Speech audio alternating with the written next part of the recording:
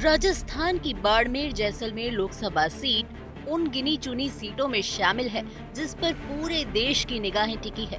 इसकी वजह है 26 साल का एक नौजवान जो निर्दलीय चुनावी मैदान में उतरा है और दोनों बड़ी पार्टियों बीजेपी और कांग्रेस की नाक में दम कर रखा है। शिव विधानसभा के मौजूदा निर्दलीय विधायक रविंद्र सिंह भाटी की सभाओं में जैसी भीड़ उमड़ रही है, उसे देखकर उनकी जीत के कयास लग रहे हैं। सट्टा बाजार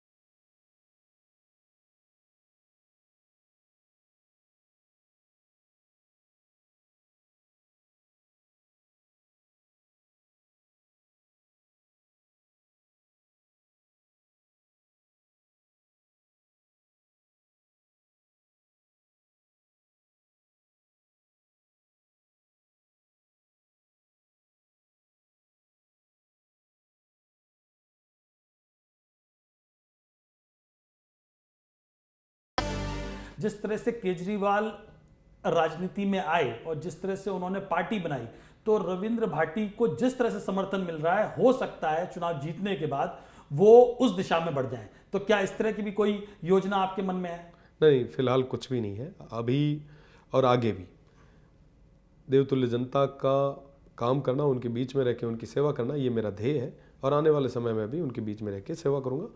फिलहाल ऐसा कुछ भी नहीं है। ठीक है, चर्चाएं वगैरह चलती रहती है और चलती भी रहनी चाहिए। भाटी के बीजेपी में जाने की संभावना इसलिए जताई जा रही है क्योंकि वो खुद कहते हैं कि वो इस पार्टी की विचारधारा के करीब है। भविष्य में बीजेपी के साथ जाने के बारे में पूछे जाने पर वो इस संभावना को खारिज नहीं करते।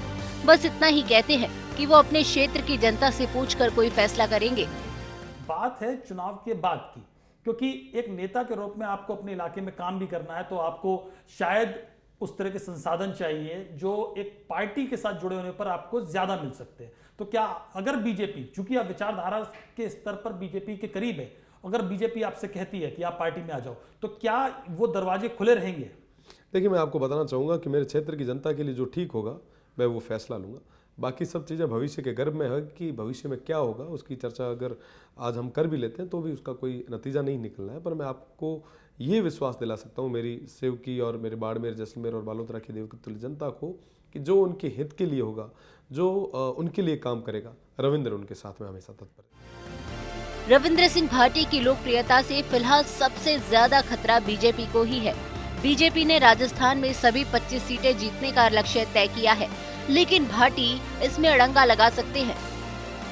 आज बीजेपी को ये चिंता नहीं सता रही होती यदि उसने भाटी को लोकसभा का टिकट दे दिया होता। बीजेपी के लिए सीट प्रतिष्ठा का सवाल है, क्योंकि उसने केंद्रीय कृषि राज्य मंत्री कैलाश चौधरी को यहां से उम्मीदवार बनाया है। अब देखना ये है कि पार्टी की प्रतिष्ठा बचती है या जीत का सेहरा भाटी के सिर बनता है। चुनाव आज तक।